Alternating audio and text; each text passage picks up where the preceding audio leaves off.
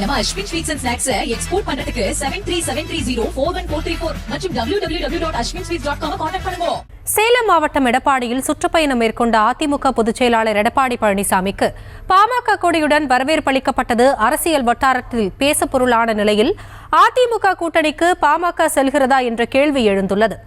அதிமுக கூட்டத்தில் தாவேகா கொடியை தொடர்ந்து பாமக கொடியும் பறந்தது பல்வேறு கேள்விகளுக்கு வழிவகுத்துள்ள நிலையில் இது தொடர்பான ஒரு செய்தி தொகுப்பை தற்போது காணலாம்.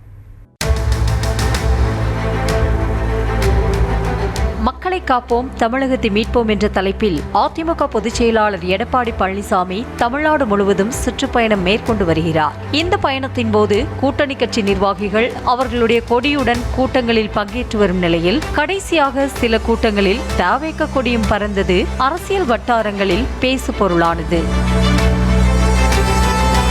அதிமுக கூட்டத்தில் தாவேகா கொடி பறந்த விவகாரம் தொடர்பாக அமமுக பொதுச் செயலாளர் டிடிவி தினகரன் உள்ளிட்டோர் கடுமையாக விமர்சித்த நிலையில் இது தொடர்பாக கேள்விக்கு பதிலளித்த எடப்பாடி பழனிசாமி ஆர்வத்தோடு வருகிறார்கள் என கூறி முடித்து வைத்தார். பரப்புரைக்கு போற இடத்துல தாவேகாவினர் வரவேற்பு கொடுக்கறாங்க. அதை பத்தி உங்களுக்கு விருப்பப்பட்டு வந்து கொடுக்கறாங்க. நாங்க கூட சொன்னோம், இதை தலைமையினுடைய ஆணையை பெற்று வர வேண்டும் என்று நாங்கள் வலியுறுத்தணும். எங்களுடைய மாவட்ட செயலாளர் வலியுறுத்தினாங்க.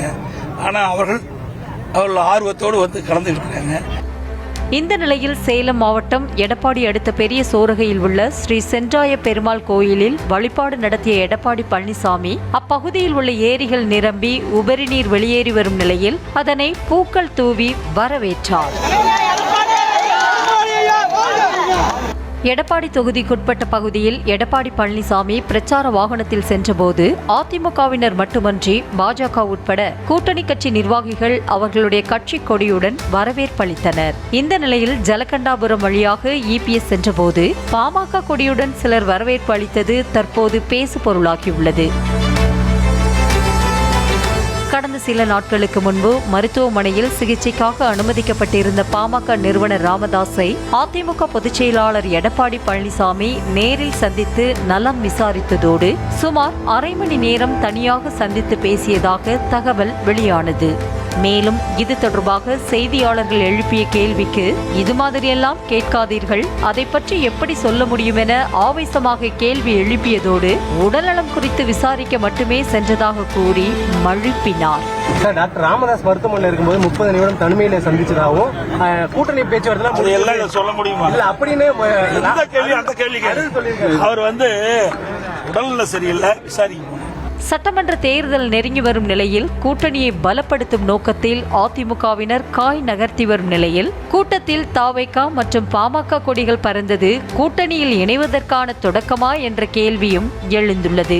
இதனிடையே தாவேகாவுடன் கூட்டணியா என்ற செய்தியாளர்களின் கேள்விக்கு இல்லை என்று பதிலளிக்க மறுத்த எடப்பாடி பழனிசாமி தேர்தல் நெருக்கத்தில்தான் தெரியும் என சஸ்பென்ஸ் வைத்தது குறிப்பிடத்தக்கது. இந்த கூட்டணி வருமா அந்த கூட்டணி தேர்தல் வரும்போது நம்ம Ashwin sweets and snacks export பண்றதுக்கு 7373041434 மற்றும் www.ashwinsweets.com கான்டாக்ட் பண்ணுங்க.